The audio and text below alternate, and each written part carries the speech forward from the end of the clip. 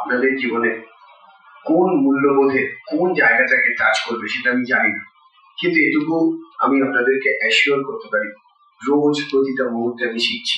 আমি সব জানি না, আমি সামান্য যেতটুকু আমার এই জীবনের অভিজ্ঞতা থেকে আমি যে জানতে পেরেছি, তার মধ্যে থেকে আপনাদের মতন করে, আপনাদের প্রয়োজনে, আপনাদের ইচ্ছায় আমি সেখানে বুফে খাবারের মতন হয়তো কিছু সার্ভ করবো।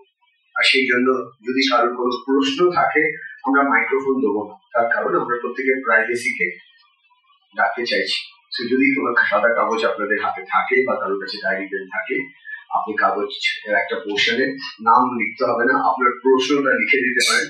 আমরা যখন ডিসকাশনে যাব তাহলে ওই জিনিসগুলো নিয়ে আলোচনা করবো। সে ফর এক্সাম্পল, এখানে কেউ আছে জানার ইচ্ছা হচ্ছে যে জানার যে মনকে ডাইরেকশন দিতে পারছি না, দিশাহারা হয়ে আছে। আর ঠিক তার উল্টো দিকে কোনো একজন মা একটু চিন্তায় পড়ে গেছেন যে ছেলেকে অনেক বোঝানো সত্ত্বেও ছেলে আমার কথা শুনছে। তো যখন হয়তো আমি এখানে উত্তরটা দেবো, এই দুজনেই হয়তো দেখবেন ওই উত্তরের মধ্যে কোথাও ইংলিশে বলা হয় কানেক্ট দ্য ডট, হয়তো উত্তর খুঁজে পাবো। এখানে আমি নিজে যতটুকু জানি, বহু স্টুডেন্টকে আমি চিনি যারা আজকে এসছে, এরকম বহু স্টুডেন্ট আছে যারা আমার কাছে বিভিন্ন ধরনের প্রশ্ন রাখে। সেই প্রশ্নগুলো নিয়েও হয়তো আমরা আলোচনা করবো, কিন্তু আমরা চেষ্টা করবো প্রত্যেকের প্রাইভেসিটাকে সিক্রেট রাখা। তার কারণ প্রত্যেকের মনের স্থিতিশীলতা সেম না। কালকে এক মা এসে খুব কাঁদছিলেন, তার কারণ মায়ের কষ্ট একরকম হয়। তারপরে সন্তান যখন ঢুকে তার কথাটা বললেন, আমি তখন বুঝতে পারলাম যে সন্তান আর মায়ের মধ্যে ভাবনা চিন্তাটা সেম, কয়েনের এপিক আর ওপিক, কিন্তু খালি একটা জিনিসই মিসিং, সেটা হচ্ছে মা সন্তানকে ঠিক বুঝতে পারছে না সন্তানের ভাষা, সন্তানের বক্তব্য মা আমাকে বুঝতে পারছে না, কিন্তু দুজনে সেই জিনিসটাই চাইছে। তো সেইগুলোকে কিভাবে লিঙ্ক করা যায় সেই চেষ্টাটা আমি এবং অরিজিৎ মিলে করবো। এখানে আমার একার চেষ্টায় হবে না, আপনাদেরও সাপোর্ট লাগবে। তো প্রথম সাপোর্ট যেটা, মোবাইল ফোনগুলো প্লিজ আপনারা সাইলেন্ট করে নেবেন, তাহলে হয়তো আপনাদেরও সুবিধা, আমারও সুবিধা। আরেকটা অনুরোধ, যারা মোবাইলে রেকর্ড করতে চাইছেন রেকর্ড করতে পারেন, অসুবিধা নেই, তবে একটি অনুরোধ, মোবাইলে রেকর্ড না করে আপনি যদি এখানে রেকর্ড করেন তাহলে আপনার মনের মধ্যে কিছুটা হলেও থাকে। রিসার্চে বলে এই ধরনের অনুষ্ঠানে যখন আপনি আসেন আর যখন আপনি ভাবেন আমি রেকর্ড করছি, রেকর্ড করলে তো পরে পাবো, সায়েন্স বলছে ঠিক উল্টো। আপনি যখন রেকর্ড করেন আপনার মাইন্ড কি বলে, পরে ভালো করে শুনি, লাইফে পরে বলে তো কিছু নেই, লাইফে না মানলে বা। তো সেই জন্য আপনাদের একটা গুড নিউজ দিই, যাদের মনে হচ্ছে এটা একবার দেখলে হবে না, এই কথাগুলো বারবার শুনতে, অনেকের মনে হতে পারে, সেই বারবার শোনার জন্য এখানে রেকর্ডিং করা হবে পুরো প্রোগ্রামটাকে, অলরেডি করা হচ্ছে। সেই পুরো প্রোগ্রামটা আপনারা পরে ইউটিউব বা বিভিন্ন ধরনের সোশ্যাল মিডিয়ায় পেয়ে যাবেন। আমি কি বোঝাতে পারলাম আপনাদেরকে? কোনো একটা স্পেসিফিক ছবি তুললেন বা পোর্শন তুললেন, that is different, but continuous mobile হাতে ধরে না রাখাটা বেটার। তাহলে কি আপনি মনোসংযোগ করতে পারবেন না, কথাগুলোর সাথে মেল বন্ধন করতে পারবেন না। আপনি চাইবেন কানেক্ট করতে, কিন্তু কোথাও একটা লিঙ্ক ফেইল হবে। প্রোগ্রাম শুরু ধরুন যেভাবে ভাবি হয়ে গেছে, তাহলে সেই সূত্র ধরে প্রথমে আমি একটি বাচ্চাকে আমার তরফ থেকে রেকগনিশন দেবো। রেকগনিশন অনেক রকম ভাবে দেওয়া যায়, হয়তো অনেক আমার স্টুডেন্ট আছে, আমার সন্তান তুল্য, সবাই বললো আমি কেন বাদ গেলাম, কেউ বাদ যাচ্ছে না। বাট রিসেন্টলি আমি ওকে কমিট করে ফেলেছিলাম, মানে আমি একটু উত্তেজিত হয়ে গেছিলাম। কি হয়, মানুষ যখন খুব খুশি থাকে কমিট করেন, আমি জানি না আপনারা লাইফে কতবার হয়েছে, খুব খুশি আপনি কমিটমেন্ট করে ফেলেন, এবং যখন কমিটমেন্ট করার পর আপনি যখন একটু নর্মাল স্টেটে আসলেন তখন মনে হলো এই কি বললাম, হয় কিনা অনেস্টলি বলুন, কার কার লাইফে একবার হলেও হচ্ছে এই করে দেবো, ওই করে দেবো, তারপরে দিব বা কি বলে ফেলেছি, রাইট? সো আমার মনে আছে আমরা ফ্যামিলি নিয়ে গেছি একটা জায়গায় বেড়াতে, আর আমার প্রোগ্রাম বানিয়ে দিয়েছে আমার ছোটবেলার বন্ধু প্রবীর চক্রবর্তী, সে আজকে এখানে আছে। তো সে বলেছে আমাকে কিন্তু ডিস্টার্ব করবে না, আমি একজন শ্রোতা, আমাকে একদম জ্বালাবি না, ডাক দিও না, আমি তো ছোটবেলার বন্ধু, এটা আমি ডাকছি না। তো সে বানিয়ে দিয়েছে। তো আমরা বেড়াতে গেছিলাম কেদার আর বদ্রীনাথের মাঝখানে আউলি বলে একটা জায়গা, আমি জানি না আউলি গেছেন আউলি গেছেন কেউ গেছেন এখানে? আউলি কেন, মানে ইয়ে পড়ে ওই ঝিরি বরফ পড়ে, ওটাকে আউলি পড়ে। ভালো, আমরা হাঁটছি, এবার দূরে একটা জায়গায় যাবো। তা আমার মিসেস কে বলেছি চলো ওখানে চলো, না আমি যাবো, আমি চলো সোনার হাট। আর্ধেক রাস্তায় যাচ্ছে, না আমি টিকিটে কানে তুলে দেবো। এবার অনেকটা দূর, যেরকম পাহাড়ে হয়, সামনে দিকে দেখে বলে এইটুকু, এই একটু হাঁটার পরে মনে হয় তো আরো দূরে। যথারীতি লাস্টে বললাম পায়ের তোড়া অব্দি দেবো। এইসব কমিটমেন্ট করে লাস্টে যখন পুরোটা না গিয়ে 80% দিয়ে যখন ফিরে আসলে বলো তাহলে 80% দাও, সেটা খুব ভারী পড়েছিল আমার কাছে। ক্যালকুলেট করে দেখতে না বলবো বাবারে কি কমিটমেন্ট করে ফেলেছিল। What I mean to say, the same thing happened with me, but সে ছেলেটি ডিজার্ভ করে গিফট। এখানে গিফটটা প্রফেশনাল না, ইমোশনাল গিফট। তো ছেলেটিকে বললাম, তার বাবা মা এসে খুব চিন্তিত, আমাকে বলছে আমার বাচ্চা খুব জ্বালাতন করছে। তো মা বলছে না না, আপনার কাছে প্রথমবার আসার পর এখন একটু কমে গেছে। এবার বাচ্চাটিকে ডাকলো, কি রে মাকে জ্বালাচ্ছিস? হ্যাঁ অল্প জ্বালাচ্ছি। কেন? আমি তো ছোট, ছোটবেলায় একটু জ্বালানো দিয়ে। হ্যাঁ তুই ছোট কি দিয়ে বিচার কর? বলে আমার হাইট ছোট, দেখতে ছোট, আয়নায় ছোট্ট দেখার। বড়টা কবে হবি? তুই যখন 20 বছর বয়স আছে তখন একদম দুষ্টুমি করবি। তোর এই কথাটা আমাকে এত ইনফ্লুয়েন্স করেছিল, আর তখন এই প্রোগ্রামটা জাস্ট ফাইনাল হচ্ছে। আমি বলেছিলাম ঠিক আছে তোকে আমি গিফট করবো। তোমার প্রশ্ন, এই যে পুজো আসছে সবার হাতে মোবাইল থাকা, আমি কি করবো? জেনুইন কোশ্চেন, কিন্তু খেয়াল করে দেখুন প্রত্যেকটা বাচ্চার হাতে দেখবেন বাবা মা দিক না দিক, আমরা একটু দাও না পুজোতে একটু ফোন হাত দেবো না। সবাই কেউ খেলছে, কেউ ঠাকুরের মূর্তির সামনে নেই, কেউ মোবাইলে গেম খেলছে বা কিছু করছে। সেই বাচ্চাটির বক্তব্য, আমি মোবাইল দিয়ে কি করবো? সবার হাতে মোবাইল, আমার হাতে মোবাইল থাকবে, এবার আমি বুদ্ধি কাটাচ্ছি তার মোবাইলটা তো আমাকে হাত থেকে ছাড়াতে হবে। তাহলে ঠিক আছে তোকে ড্রয়িং করতে বলে, তাহলে আমি মোবাইল হাতবো না, একদম হাতবো না, তুমি ড্রয়িং বুক দেবে তো? রিকনফার্ম করছি, বলে কবে দেবে? আমি তো ভাবলাম হ্যাঁ সত্যি দিতাম। তো সেই ড্রয়িং বুকটা আমি সেই জুনিয়র চ্যাম্পিয়নকে দেবো। দেখার মতন জিনিস, বলার মতন জিনিস, ওকে দেখলেই আপনারা বুঝতে পারছেন এসব পাওয়া এসব স্টাইল ওয়াইজ দেখবেন শেখার আছে। আমি অরিজিৎদের হাত থেকে ওকে গিফটটা দেওয়া, এখানে একটা বই লিখেছিলাম, কেন এখানে একটা বই বার করে রেখেছিলাম, কে হাত হ্যাঁ অরিজিৎ তোমার সাথে একটু তোমার পডকাস্ট করে একটু দেখি, ছোট পডকাস্ট, এটা একটা ইন্টারেস্টিং প্রোগ্রাম হবে। এখন কি দুষ্টুমি করছিস? অল্প অল্প। এখনো অল্প? কবে থেকে দুষ্টুমিটা করবি না ঠিক করেছিস? হাত ধরে ধরি, কি করতে তোর ভালো লাগে সব থেকে বেশি? খেলতে, ক্রিকেট। মানে দুষ্টুমি কেন করিস? মানে কি মনে হয় খেলতে দেয় না নাকি? একটু একটু করে দুষ্টুমি। একটু? আমি 20 বছরের ভালো হবে। ও এখনো মনে করে যে 20 বছরের ভালো হবে। যাই হোক, আমরা ওর গিফটে চলে যাবো।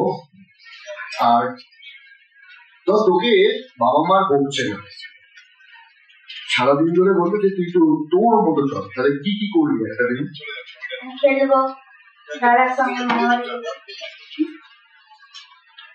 ঘরেই খেলবো। বন্ধু বান্ধব? বন্ধু বান্ধব ঘরে থাকে, দাদা থাকে। দাদা থাকে? আচ্ছা, ওকে দাদার সাথে খেলতে দিতে হবে। ঠিক আছে, ওর আমি গিফটটা এরপর আমার সাথে বস, তুই বস, পডকাস্ট করবি, বসবি না? একদম। কি কি বলতে ইচ্ছা করছে বল মাকে, মাকে কি কি রিকোয়েস্ট আছে? মা এসছে? ও আচ্ছা, বসুন বসুন বসুন। কিচ্ছু বলবি না? দেখ আজকে মাকে যা যা বলবি মা কিন্তু শুনবে। আমি একটু খেলতে দিতে হবে দাদার সঙ্গে, ব্যাস এইটুকুই তো দাম। একটু টিভি দেখতে দিতে হবে। টিভিতে কি প্রোগ্রাম দেখি? আমি যা টিভিতে হয় কার্টুন। আচ্ছা,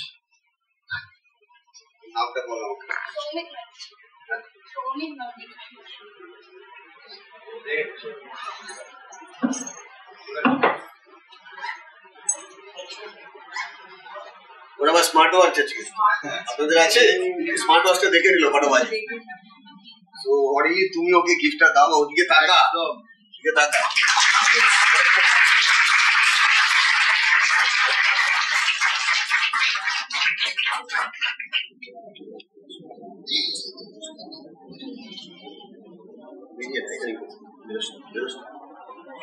আচ্ছা ঠিক আছে, বসো তাহলে তুমি। আপনার ভেতরে কিছু হচ্ছে, বা চেস খেলেন বা টুর্নামেন্ট খেলেন, শুটিং করেন, আমরা বলেছি কতজনের হয়? ছোটবেলায় না বেশ বড় হয়ে একটা সিনেমা ছিল, লাগাবো, এটা যাই না কতজন শুনেছেন এরকম, সেই করে।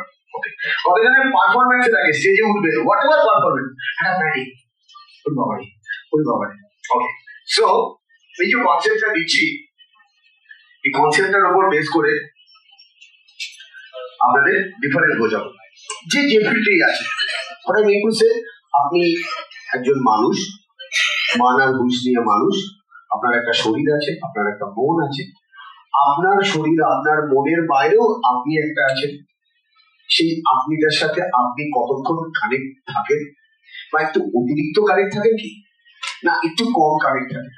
যদি বেশি অতিরিক্ত যদি আপনি কানেক্ট থাকেন তাহলে আপনি নিজেই বুঝতে পারেন। আমি আমার চেম্বারে অনেক সময় এটা করি, এসি চলছে বা ফ্যান চলছে, ইচ্ছা করে ফ্যান বন্ধ করে ভুল বুঝবেন। এখানে সেই ধরনের বাবা মা যদি থাকেন ভুল বুঝবেন। আমি দেখছি বাচ্চাদের সাথে কথা বলতে বলতে বলতে বলতে বাচ্চাদের সাথে আমার একটা কি তৈরি হয়ে গেছে, একরকম ভাবে বন্ডিং তৈরি হয়ে গেছে। মানে পুরো সোগান ভাষায় আমি বলি গ্রিপ, পুরো বাচ্চাটাকে আমি গ্রিপে ধরে নিয়েছি। মানে চোর পুলিশের খেলা, মানে ও যেন আমাকে বুঝতে পারছে, আমি যেন ওকে বুঝতে পারছি, দুজনের মধ্যে বেশ সুন্দর আন্ডারস্ট্যান্ডিং। আর ইনামিতে আমি আন্ডারস্ট্যান্ডিংটা হওয়ার পর ধরুন এই পাখার আওয়াজগুলো আমি কি করি মাঝে মাঝে রিমোট দিয়ে এসি অফ পাখা, মানে আমি ওর শরীরের মধ্যে ওর দিই ওই জায়গায় নিয়ে যাই, সেখানে শরীর দিয়ে দরদর করে ঘাম পড়ুন, মশা কামড়া, ও বুঝতেই পারবে না, ওই লেভেলে নিয়ে গেছি। কিন্তু বাচ্চাটাকে নিয়ে গেছি, তার মাকে বা বাবাকে নিয়ে যেতে পারে। তার বাবা মাকে বলেছি কিন্তু আপনারা মন দিয়ে শুনুন, সে তার তালে আছে। কিছুক্ষণ মাঝে মাঝে স্যার পাখা চালিয়ে দিতে গরম লাগছে, এই সেই করলো পুরো, আমি সরি ফর দ্য ল্যাঙ্গুয়েজ, পুরো তার কেটে দিল, পুরো ঘটনার যে রিলেশনশিপ পুরো কেটে দিল। আমি বললাম হ্যাঁ দিদি চালাচ্ছি, ভেতরে তো প্রচন্ড রাগ করছে যে আমি আপনার ছেলে আপনার মেয়েকে আমি হেল্প করছি, সে আমার পুরো হাতের মুঠোয়, এবার আমি তাকে একটা করে তুলে তার জীবনের উদ্দেশ্যে বোঝাবো, আর ঠিক সেই সব কেমন গরম লাগছে স্যার বেশিটা চালান। সো তার কারণে সেই মানুষটা অনেক বেশি physically attach. So very physically attach, আপনার গরম বেশি লাগে। ছোটবেলায় দেখবে স্কুলে যখন যাই, আমিও যখন যাই, বাচ্চারা সামনে বসে আছে, এরকম ঘাম বেরোচ্ছে, এরকম করছে, 5টা বাচ্চা করছে, সেটা দেখে বাকিরাও করছে। গরম কমছে না কিন্তু কিছুতেই, কিন্তু এটা বলে শান্তি, কি গরম, ও বলছে 5 জন বলছে, 4 জন বলছে গরম গরম গরম গরম গরম গরম গরম গরম না লাগলেও গরম। কথা বলে বলে বলে বলে বলে বলে এমন একটা জায়গায় আমরা পৌঁছে যাই এক সময়, কে গরম কে ঠান্ডা কিছু বেড়ে যায়, কিন্তু ওই পয়েন্টে আমরা পৌঁছাবো কি করে? কটা মানুষ ওই পয়েন্টে পৌঁছে? আমরা সবাই ছিল সেটা, এই যে বিষয়টা নিয়ে আমরা আলোচনা করছিলাম তার সাথে অনেকটা রিলেটেবল। কেন কি আমাদের এখানে অনেক সিনিয়রদের সাথে জুনিয়ররাও রয়েছে, সিনিয়রদের সাথে অনেক জুনিয়ররাও রয়েছে, স্টুডেন্টরা। তো বিষয়টা হচ্ছে ওদের তরফ থেকেও যদি আমরা একটু বুঝিয়ে বলতে পারি যে পড়াশোনায় মন কি করে বসবে, কারণ বাবা মাদেরও মূলত কমপ্লেন এটা পড়ায় মন বসছে না, ওরাও হয়তো অনেক ক্ষেত্রে বুঝতে পারছে না যে পড়ায় কি করে মন বসবে। আপনি যদি ওদেরকে একটু বুঝিয়ে বলেন যে পড়াশোনাটা কতটা দরকার আর মন কি করে বসে। পড়াশোনা কতটা দরকার আর এখানে কতটা মন বসাবে, এটা নিয়ে যদি আমাকে কথা বলতে হয়, প্রথমেই আমি বলবো পড়াশোনাটা কি খালি বাচ্চাদের দরকার না সবার দরকার? আমি একটু হাত তুলে দেখতে চাই কতজন এটা মনে করেন পড়াশোনার কোনো বয়স নেই কিন্তু, আর তথাকথিত সার্টিফিকেট পাওয়ার জন্য পড়াশোনা করাটা ইম্পর্টেন্ট নয় আমার মনে হয়। Thank you. এবার আসছি কনসেন্ট্রেশন, এবার আসছি কন্টিনিউয়াসলি কনসেন্ট্রেট হয়ে থাকা, এবার আসছি কন্টিনিউয়াসলি কনসিস্টেন্টলি কনসেন্ট্রেশন ধরে রাখা, কিন্তু এক নয়। কতজনের কনসেন্ট্রেশন ইস্যু আছে যদি আমরা সবাই ধরি, আমরা যদি সবাই ধরি এটা একটা ইউনিভার্স, আর সেই ইউনিভার্স মানে আমাদের ইউনিভার্সিটি, আর ইউনিভার্সিটির আমরা সবাই স্টুডেন্ট। আর যদি আমি এভাবে উত্তরটা দিই তাহলে বাচ্চারাও বুঝবেন, হয়তো বড়দের কারোর ক্ষেত্রে হয়তো প্রবলেম ম্যাচ করবে। কতজনের মনে হয় যে কনসেন্ট্রেশন কনসিস্টেন্টলি ধরে রাখাটা আজকের দিনে একটা very difficult situation? Before corona, after corona আমাদের কনসেন্ট্রেশন কি হয়েছে? চেঞ্জ হয়েছে। Thank you. সো কনসেন্ট্রেট হওয়ার ক্ষেত্রে সব থেকে ইম্পর্টেন্ট যেটা আমার পার্সোনাল লাইফে আমি দেখেছি বা বুঝতে চাইছি, যে আমি যখন যে কোনো কাজ করতে যাব সেটাতে টোটালি কনসেন্ট্রেট থাকার জন্য প্রথমেই যদি সম্ভব হয় এরকম একটা ডায়েরি রাখা উচিত। ধরুন আমি পড়তে বসেছি, আমি কালকে কোনো পরীক্ষা দেবো, বা আমার সামনে কোনো পড়াশোনা আছে, বা আমি এখন একটা কোনো একটা রিসার্চে যাবো, বা আমি ধরে নিই আমি কোনো একটা জায়গায় ইনভেস্ট করবো, আমার একটা প্ল্যানিং আছে। সেক্ষেত্রে আমি যে কাজটা করতে যাচ্ছি কাজটাতে প্রচন্ড ভাবে ডিস্ট্রাকশন থাকে। কতজন মনে করেন মোবাইলে আজকের দিনে মোবাইল আমাদের কাছে আশীর্বাদের থেকে অভিশাপ হয়ে দাঁড়িয়েছে। কতজন এটা মনে করে? কতজন মোবাইলের বেড়াজালে আটকে যান অনেক সময়, মানে আপনি চাইছেন না, তাও এমন একটা পপ আপ এসএমএস আপনাকে অন্যদিকে ডাইভার্ট করবে। হয় কাকার হয়, এটা একবার হলেও হয়েছে বা কারেন্টলি হচ্ছে। আমি এবার সেটা ছোট্ট প্রশ্ন অ্যাড করছি, সেটা হচ্ছে ইন্টারনেট অ্যাডিকশন একটা খুব বড় সমস্যা হয়ে গেছে। তো এখান থেকেও প্রশ্ন হচ্ছে, বা অনেকেই প্রশ্ন করেছে যে আমরা হয়তো ঠিক করি যে 5 মিনিট কিংবা 10 মিনিট রিলসটা দেখে ঘুমিয়ে পড়বো, কিন্তু রিলস হোক, বিশেষ করে রিলস বা সোশ্যাল মিডিয়া হোক, সেটা করতে করতে আমার হয়তো 3 ঘন্টা 4 ঘন্টা কখন কেটে যাচ্ছে আমি বুঝতে পারছি। এটা কিন্তু শুধু স্টুডেন্টদের ক্ষেত্রে না, যারা বড় মানুষ, যাদের অনেক বয়স হয়ে গেছে, হয়তো কালকে সকালবেলা 6টায় উঠতে হবে, কিন্তু সে রিলস দেখতে দেখতে 4টে বাজিয়ে ফেলবে। সো ইন্টারনেট অ্যাডিকশনটা কিন্তু একটা সমস্যা হয়ে দাঁড়িয়েছে, যেটা কনসেন্ট্রেশনের ক্ষেত্রে বাধা। অরিজিৎ এটা অ্যাড করলো বলে আমি একটু সুযোগ পেলাম আপনাদেরকে এটা দেখানোর জন্য। অনেকেই আছেন এটা দেখেছি, যদি না দেখে থাকেন আমি একটু হাত উঁচু করে দেখাবো যাতে আপনারা ব্যাপারটা বুঝতে পারেন। একটা বল, যে বলটার শেপটা আর সাধারণ 5টা বলের মতো নয়। এই বলটার শেপটা কিরকম? একদম জাস্ট একটা গোল। বাট এই বলটার শেপটা একদমই অন্যরকম। যদি এই বলটার নাম আমরা দিই প্রেডিক্টেবল, প্রেডিক্টেবল মানে ওই ড্রপ খাওয়ালে হাতে আসবে, এই বলটার নাম আমাকে কি দিতে হবে? আনপ্রেডিক্টেবল। মেসেজ কি? কতজন এটা মনে করেন আমাদের লাইফ প্রত্যেকটা মুহূর্ত একটা আনপ্রেডিক্টেবল মোমেন্ট? কতজন এটা মনে করেন? হাত তুললে পুরো হাত তুলবে, যাতে আমি পুরোটা দেখতে পাই যে কতজন হাত তুলছে। আপনি হাত তুলতে বাধ্য না, বাট পার্টিসিপেট করলে আমার বুঝতে সুবিধা হবে। Thank you. If life is unpredictable, আমাদের প্রত্যেকটা মুহূর্তে আমাদের কনসিয়াসনেস বাড়ানো উচিত না কমানো উচিত? বাড়ানো উচিত। লাইফটা তো এই বলের মতন না যে আপনি চোখ বন্ধ করে ড্রপ করবেন আপনার হাতে চলে আসবে। লাইফটা মোস্ট অফ দ্য টাইম এরকম, মানে ড্রপ করার পর এর কোন দিকে ছুটবে আমরা কিন্তু জানি না, হ্যাঁ কি না? মেসেজ এটাই, আনপ্রেডিক্টেবল মোমেন্টকে কিভাবে আপনি খুব কনসিয়াসলি হ্যান্ডেল করবেন, বিকজ সেটার উপরে কিন্তু ডিপেন্ড করে আপনি নেক্সট ডে কতটা টাইমকে ইউটিলাইজ করবেন। কনসেন্ট্রেশনের ব্যাপারে একটা আইডিয়া, এক্সপিরিয়েন্স। আপনি পড়তে বসছেন, তোমরা পড়তে বসছো, তুমি জানো মোবাইলটাও লাগবে। খুব ইম্পর্টেন্ট না হলে প্রথম পড়াটা শুরু করার সময় যদি 7 থেকে 10 মিনিট যদি একটু স্পাইনাল কর্ড সোজা করে, মানে সোকল্ড, আমি আপনাদের সামনে ঠিক যেভাবে বসে আছি কন্টিনিউয়াসলি আপনারা খেয়াল করে দেখবেন, একদম স্পাইন সোজা করে হেলা না দিয়ে আপনি যদি 7 মিনিট লাউড রিডিং করেন, কি করেন? লাউড রিডিং মানে যে কোনো জিনিসকে জোরে পড়েন, এবং তারপরে আপনি যে পড়াটা পড়লেন আপনার বাড়িতে যদি একজনও কেউ সেটাকে ডিকটেট করে, you know the meaning of dictation, মানে ওই জিনিসটা কি বলবে আপনাকে সেটাকে অল ক্যাপিটালে লিখতে হবে।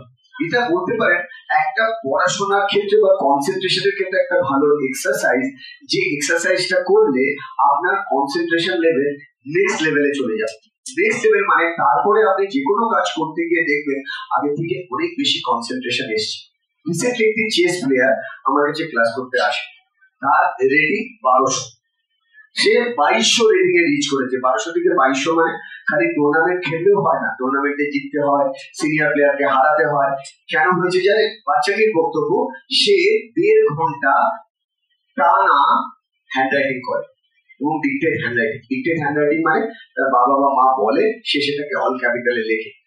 খেয়াল করে দেখুন, আপনি একটাও স্পেলিং মিস্টেক না করে অল ক্যাপিটালে লিখছেন, তার মানে কতটা কনসেন্ট্রেশন আপনার লাগছে? এমনি তো হবে না। ওই কনসেন্ট্রেশনে কনসিস্টেন্টলি আপনি যদি স্টে করতে পারেন, যে 1.5 ঘন্টা ওই স্টেটে থাকবে, সে যখন খেলতে নামবে চেস, সে 8 ঘন্টা কিন্তু কোনোভাবেই এদিক ওদিক হবে না। আমার কাছে একজন শুটার আসে, যে আজকের দিনে ইন্টারন্যাশনাল শুটার, তাকে এই এক্সারসাইজটা করানোতে আমি দেখেছি সে কিন্তু তার কনসেন্ট্রেশন লেভেল বাড়াতে পেরেছে। সো কনসেন্ট্রেশনের ক্ষেত্রে ডায়াফ্রাগমেটিক ব্রিদিং ম্যাজিকের মতন কাজ করে। আরেকটা জিনিস দরকার, যাদের কনসেন্ট্রেশন ইস্যু হয় আমি দেখেছি ম্যাক্সিমাম ক্ষেত্রে তারা ফিজিক্যাল এক্সারসাইজ করে না। মানে সকালবেলা একটা সিম্পটম ল্যাথার্জেটিক টেন্ডেন্সি, আরেকটুখানি I am sorry for the language, আর ভেঙানো, মানে যেদিন স্কুলে পড়া নেই সেদিন একটু বেশি ঘুমাবো, যেদিন কাজ নেই একটু ঘুমাবো। আমার খুব পরিচিত একজন আছে, তাকে আমি বললাম আমার কাজ আছে, তুমি কি আমার কাজে আসবে? হ্যাঁ আসবো। সে পৌঁছালো, 2 ঘন্টা বাদে প্রোগ্রাম শুরু হচ্ছে। সে বলছে মৃণাল দা, আমি যদি একটু পরে আসতাম খুব ভালো হতো। কেন, বাড়িতে কাজ হতো না? একটু ঘুমাতাম। লাইফে যদি ঘুমানোটা কারোর জীবনের উদ্দেশ্য হয়, মানে তার উদ্দেশ্য বিধিও, মানে উদ্দেশ্য বিধিও আর আছে না, সে সারা জীবন সে ঘুমিয়ে জীবনটাকে আনন্দ পেতে চায়। যে জীবনটার নাম ঘুমানো না জীবনটার নাম জাগা আমি জানি না। আমি জানি না আপনাদের বাবা মা, কতজনের বাবা মা এটা বলেছে ছোটবেলায় যে জেগে জেগে ঘুমাস না। অনেকেই কিন্তু আমরা জেগে জেগে ঘুমাচ্ছি, মানে আমি ভাবছি যে আমি জেগে আছি কিন্তু জেগার মধ্যে সেই কনসিয়াসনেসটা নেই। তো কনসিয়াসনেসটা আসার জন্য এক্সারসাইজ খুব দরকার। যে এক্সারসাইজটা আমি সবসময় আমার এক্সপিরিয়েন্স থেকে বলি, এসএমএস এক্সারসাইজ। এসএমএস মানে কি? Stretching, mobility, SMS, strength training. Strength training এর মধ্যে সবথেকে ইম্পর্টেন্ট যেটা, সেটা হচ্ছে স্পাইন, শিপ দ্বারা স্ট্রেচিং। 99% বাচ্চা, যে সমস্ত বাচ্চার কনসেন্ট্রেশন ইস্যু আছে, আমি যদি বলি, আমরা যদি আননোয়িংলি যাই, তো সাধু বললো যে একে যদি আমি আমার দেশে নিয়ে আসতে পারি, আমার গুরু হিসেবে তাকে স্থান দিতে পারি, আমি যে ডিসিশনটাই নেবো ও দিয়ে দেবে, আমার আর চিন্তা থাকবে না। বেশ ভালো। যথারীতি তাকে গিয়ে অনুরোধ, অনেক পায়ে হাতে ধরে যখন রাজি করানোর চেষ্টা করলো, সাধু বললো একটা শর্তেই যাও। কি শর্ত? আমি যে ঘরে থাকবো সেই ঘরে কেউ ঢুকতে পারবে না। রাজি। সেকেন্ড, হ্যাঁ কিছু বলছিস? খুব এক্সাইটেড, কিন্তু আমি জানি না আপনারা টায়ার্ড হচ্ছেন কিনা, ও কিন্তু সুপার এক্সাইটেড, ফুল পিকআপে একদম আছে। হ্যাঁ, উত্তরটা বলে দেবে, তাই না? ঘটনাটা কি ঘটলো? আরেকটা প্রশ্ন ছিল যে আমাকে কিন্তু কোনো প্রশ্ন করা যাবে না। ঠিক আছে, হ্যাঁ ও দেখছে এটা, মানে কি বলবো, আমার থেকে আমার স্টুডেন্ট আমার থেকে স্মার্ট। Thank you sir. ওর জন্য একটা হাত তালি দিতে যাবে। আমি দেখেছি ও গল্পটা বলতে চাইছে। ঘটনাটা এরকম ঘটলো, যথারীতি সেই সাধুকে আনা হলো। সেই সাধু সেই ছেঁড়া জামা কাপড় আর একটু ভিক্ষার যে চুরির একটা ছোট্ট কুর্তি টাইপ থাকে, ওটা নিয়ে আসতো। নিয়ে এসে তার ওই ঘরে ঢুকে গেল। ঘর থেকে সবকিছু বার করে দিল, ঘর খাচ্ছে। যখনই মহারাজা তাকে ডাকে, মহারাজা বলে দিয়েছিল, গুরুদেব আপনাকে তো গুরুদেব বলবো, কিন্তু আপনি এই ড্রেস পরে কিন্তু ওখানে যেতে পারবেন না, আপনাকে একটা প্রপার ড্রেস পরতে হবে। যথারীতি সেই রাজাদের যেরকম ড্রেস, ওরকম ড্রেস পরিয়ে গুরুদেবকে বসিয়ে রেখেছে। তো সে ওরকম বসে থাকে। যখনই কেউ কোনো প্রশ্ন করে, সে কিছুক্ষণ চোখ বন্ধ করে, তারপর বলে আমি 2 মিনিটের জন্য আসছি, বলে ঘরটা ঢুকে যায়, দরজা বন্ধ করে ঠিক 2 মিনিট বাদে বেরিয়ে এসে এমন এমন উত্তর দেয় যে দেশের লোক, দশের লোক সবাই খুশি, যা বলছে সব মিলে যাচ্ছে। মহারাজা খুব খুশি, কিন্তু সেনাপতি যে মহারাজাকে প্রোটেক্ট করে, তার মাথায় চিন্তা, এই কোনো গুপ্তচর নয় তো, ওই ঘরের মধ্যে ঢুকে কারোর সাথে যোগাযোগ করছে না, কোনো গন্ডগোল না। এইরকম ভেবে সে একদিন দরজা খুলে মহারাজার পার্শ্বকে ঢুকে পড়ে। যেই না ঢুকে পড়ে, ঘরে নাকি কিছুই নেই, তার ওই ভিক্ষার ঝুলি আর ওই ছেঁড়া জামা কাপড়টা রয়েছে। যেই না ঘর থেকে বেরিয়েছে, ওই সে হাজির, মানে ওই গুরুদেব বললো তোমার ঘরে যাওয়া বারণ ছিল। কিন্তু আমি এটাই সেই সেনাপতি প্রশ্নই করে বসলো, আপনি এই ঘরে ঢুকে গেলেন? বলে দ্বিতীয় ভুল। প্রথম ভুল কি? দরজা খোলা। দ্বিতীয় ভুল কি? প্রশ্ন করা, বারণ করা ছিল। বলে আমি চললাম। তো যথারীতি ওর হাতে পায়ে মহারাজা ধরছে, প্লিজ প্লিজ প্লিজ বলছে, না কথা কথা। তখন মহারাজা লাস্টে মাথা ঢুকতে ঢুকতে বললো, খালি একটা উত্তর যদি দিতে। বলে বলো। এই একটাই প্রশ্ন, একটাই উত্তর। তোর প্রশ্ন হলো আপনি ঘরে ঢুকে কি করতে? সো ভদ্রলোকের উত্তর, আমি ওই ঘরে ঢুকতাম যখন, আমি ওই ড্রেসটা খুলে রাখতাম, খুলে ভিখারি ড্রেসটা পরতাম।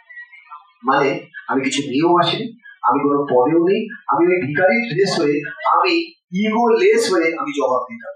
আর আমি যখন ইগোর সাথে কানেক্ট থাকতাম না, মানে নিজের থেকে নিজে বেরিয়ে উত্তর দিতাম, সেই উত্তরটা আমার বেশ করতে হতো। তো বলার বক্তব্য কি, আমি নিশ্চয়ই বোঝাতে পারছি আপনাদেরকে যে কিভাবে ভাববো আর কিভাবে নিজের সাথে নিজেকে কানেক্ট করবো, সেটা ব্রেক নেবে বলে কিছু দেখাচ্ছি।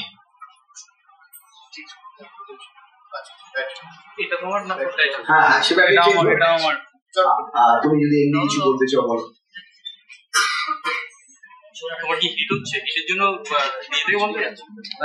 অনেকগুলো ছবি আপনি দেখতে পাবেন, এবং একবার যদি এই ছবি আপনার চোখে পড়ে, আপনার পাগল পাগল লাগবে, মনে হবে স্যার কি দেখলাম, এ তো দিব্যদৃষ্টির মতো, কেউ যেটা দেখতে পাচ্ছে না আমি সেটা দেখতে পাচ্ছি। কতজন এরকম দেখেছেন আগে এই ছবিটা? এখানে কেউ আছেন আমার সেমিনারে? আমাদের জন্য গুড সাইন হবে, সবাই কিউরিয়াস হয়ে থাকে।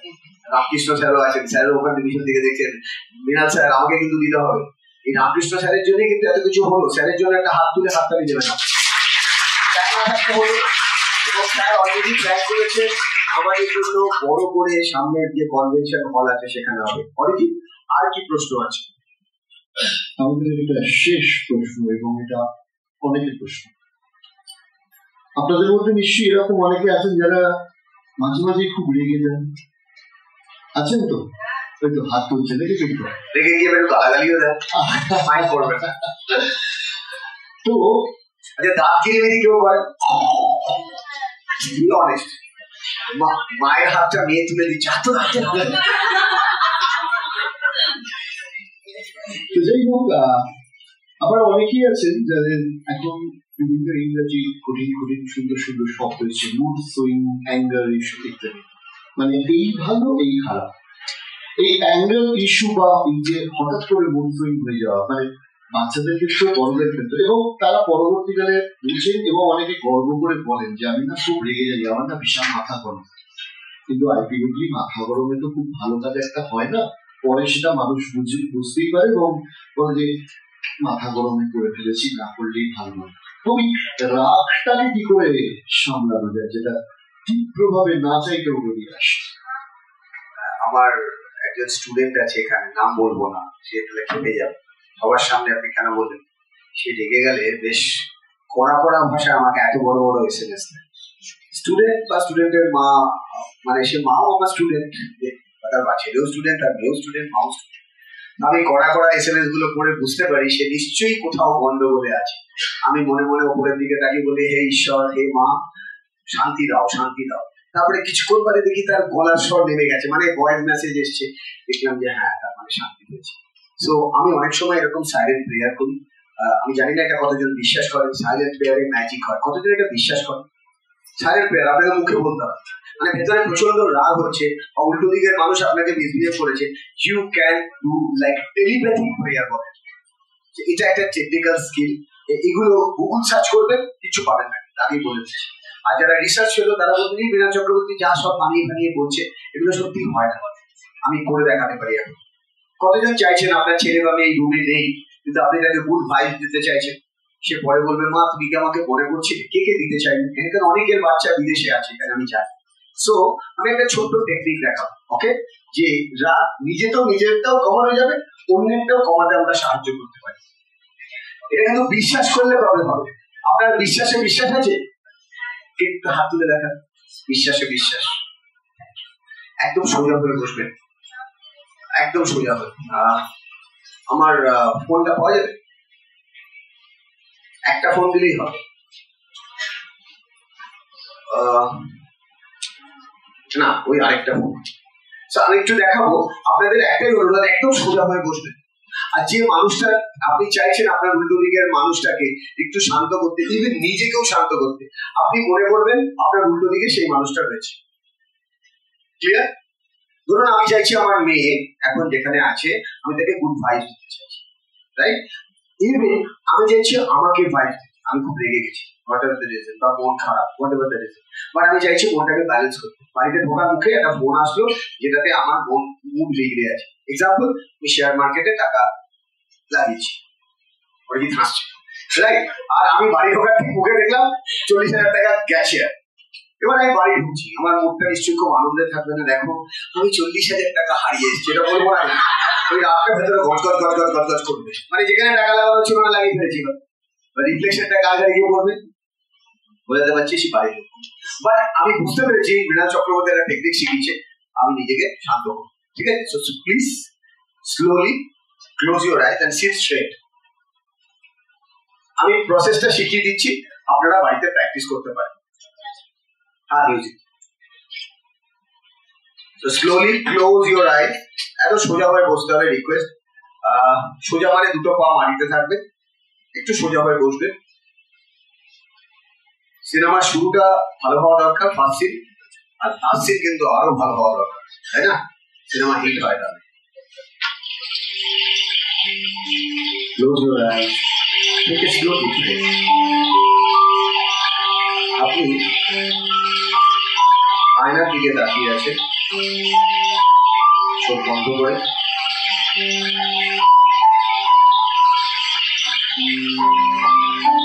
আপনি আয়নার দিকে, ম্যাজিক্যাল আয়না, আপনি নিজের মুখটাও দেখছেন আর সেই মানুষগুলোর মুখ দেখছেন যাদেরকে আপনি গুড ভাইবস দিতে চান, যাদের রাগ কমলে আপনার মনে হয় তাদেরও উপকার, আপনারও ভালো। আপনি মনের চোখে তার মুখ দেখে মনে মনে একটা কিউট স্মাইল, ধরুন আপনি আপনার বাবাকে একটু হ্যাপি দেখতে চাইছেন, সবসময় গম্ভীর, সবসময় খারাপ ব্যবহার, আর আপনি চাইছেন আপনার বাবা আপনার দিকে তাকে একটু হাসে। আপনি কি হাসি এক্সপেক্ট করেন, সেই হাসিটা আপনি হাসতে পারবেন না। আপনি অনুভব করুন আপনার কেউ ক্ষতি করেছে, আপনি জানেন সে ইচ্ছাকৃত করেছে কি না করেছে, বা সেই মানুষটা একটু শান্তি পান, আপনি তাকে একটা গুড ভাইব দিতে পারবেন।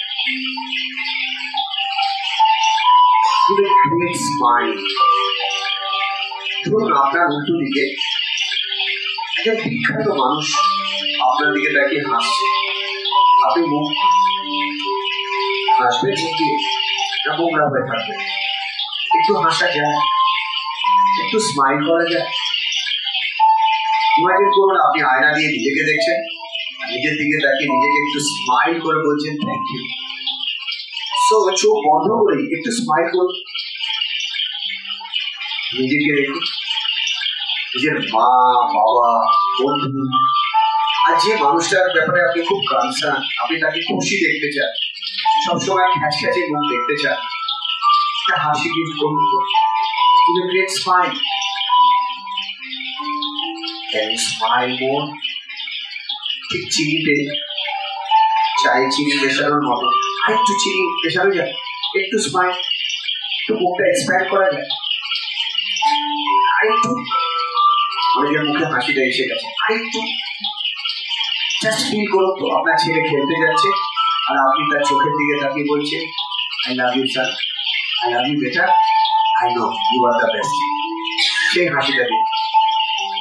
আপনার দেখেছি আপনার হাজবেন্ড বাড়িতে ঢুকেছে, মুখ কালো, আপনি মনে মনে তাকে একটা গ্রেট স্মাইল দিন। Breathing pattern slow down. আপনার চরম ক্ষতি করেছে, আপনি তাকেও একটা স্মাইল দিন। তার কারণ যে ধাক্কা দেয় সে আপনাকে গড়ার জন্য ধাক্কা দেয়। সেই হাতুড়ি দিয়ে পাথরকে পেটাতে হলে পাথর মুক্তি রূপ ধারণ করে। আমাদের প্রত্যেকের জীবনে আঘাত করার মানুষ আছে। অনেক সময় বাবা মার আঘাত আমরা নিতে পারি, কিন্তু তারা হলে সেই স্কাল্পচার তৈরির মতন আমাদেরকে নতুন করে শেপ দিতে চায়। আপনি মনের চোখে সেই মুহূর্তটাকে দেখে কষ্ট হাসবে, কষ্টকে ছেড়ে দিতে হবে। সেটা সিনেমার একটা রোলের মতো। কান্না পেলে কাঁদুন, কিন্তু হাসি গিফট করুন। যে হাসবে, যে ওয়াইফ যতই হোক আপনার জন্য পরিশ্রম করে, একটু পজিটিভ থাকবে, সে আপনার জন্য না ভাবলেও আপনি তার জন্য মনে করুন আপনি তার থেকে রিচ। টাকায় রিচ হওয়া যায় না, মনে রিচ হওয়া অনেক ইম্পর্টেন্ট।